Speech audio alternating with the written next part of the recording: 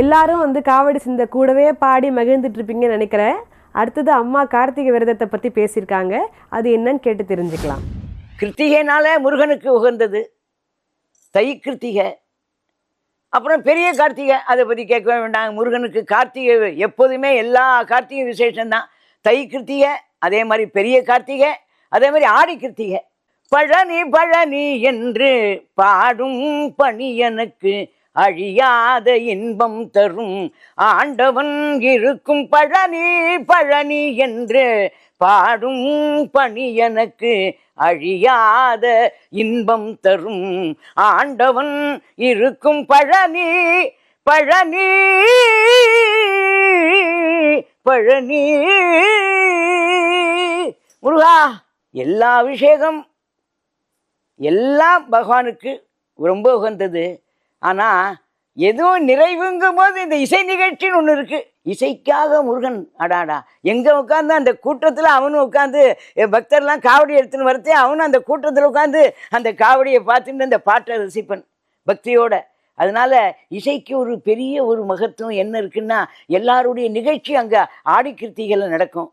எவ்வளவு வருஷமானாலும் எவ்வளவு கச்சேரி, எவ்வளவு இசை நிகழ்ச்சிக்கு அவ்வளோ ஒரு பெரிய முருகன் பெரிய வரத்தை கொடுக்கக்கூடிய அந்த இசை நிகழ்ச்சி. அதனால ஆடி கிருத்திகை ரொம்ப விசேஷம். வீட்டில் எல்லாருமா இருக்கிற போது ஒரு மனசில் ஒரு சந்தோஷம் இல்லாத சஞ்சலமாக இருந்துக்கிட்டு இருக்குன்னு வைங்க, ஒன்றுமில்லை, அது ஒன்றுமில்லை, சந்தோஷம் எல்லாம் தான். எல்லாமே வாழ்க்கைங்கிறது அது இது ஏற்றத்தாழ்வு இருக்கத்தான் செய்யும்.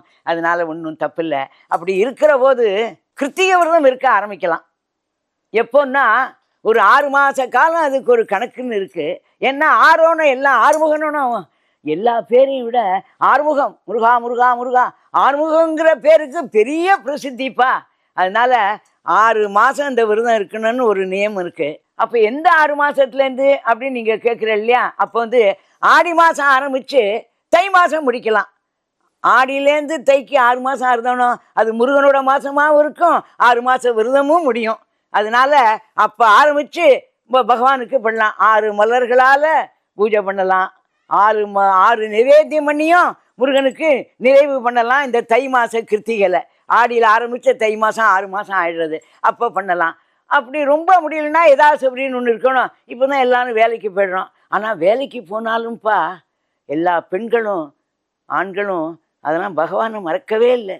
வந்து கூட ஒரு வெள்ளிக்கிழமையானாலும் கிருத்திகையானாலும் எதையாவா விடுறதே இல்லை. அது பெரிய விஷயம். அப்போ வீட்டிலேயே இருந்தவா பண்ணுறது அதிசயம் இல்லை. இப்போ வேலைக்கு போயிட்டு வரவாலும் அதை நியமமாக கொண்டாடுறது இருக்கே அந்த முருகப்பெருமானுக்கு பக்தியோடு எல்லாரும். அப்போ வந்து அதை முடிக்கிறதுக்கும் அந்த மாதம் நல்ல மாதமாக இருக்கும். 6 மாதம் அந்த நிவேத்தியத்தை 6 மலர்களையோ 6 நிவேத்தியமோ பண்ணி, அப்படி இல்லைன்னா ஏதாவது ஒரு சக்கரை பொங்கலும் பண்ணி நிவேத்தியம் பண்ணலாம். நிவேத்தியம் பண்ணும்போது நமக்கு எல்லா குறைகளும் நீங்கி இந்த மன வருத்தமாக இருக்குன்னு சொன்னோமே, அதெல்லாம் எங்கேயோ ஒடியா போடும். இந்த கிருத்திகை விரதத்தில் ஒரு இது இருக்குது. என்னென்னா, கிருத்திகைன்னு சொல்லும்போதே பரணி கார்த்திகைன்னு தான் சொல்கிறது. அது சேர்ந்தாப்பில் தான் சொல்கிறது. அந்த விரதம் இருக்கிறதுக்காக தான் அது அப்படி வந்ததோன்னு தெரியாது. பரணியில் ஆரம்பித்து மத்தியானம் சாயந்தரம் அந்த கிருத்திகும் போது முடிக்கலாம்.